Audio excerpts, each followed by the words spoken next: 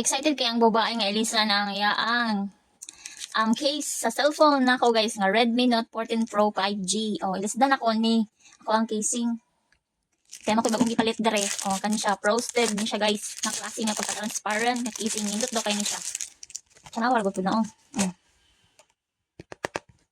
Di ba? Mo ni siya guys, frosted siya nga pagka-case. So atong ilisdan ang ako ang cellphone. Magwapa na kay nitong phone. Yes, ito na siyang list. Then, there guys, ang atong cellphone, Redmi Note 14 Pro 5G. Oh.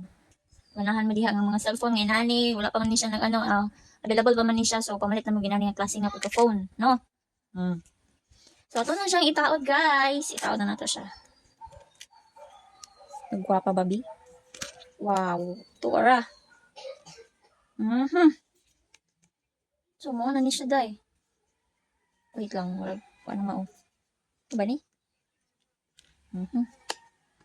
Okay, dara guys. Ako pa. Tara. Gwapa kayo na akong phone. So, gwapa kayo siya guys. Yun, gwapa gid siya. Nagwapa na akong phone.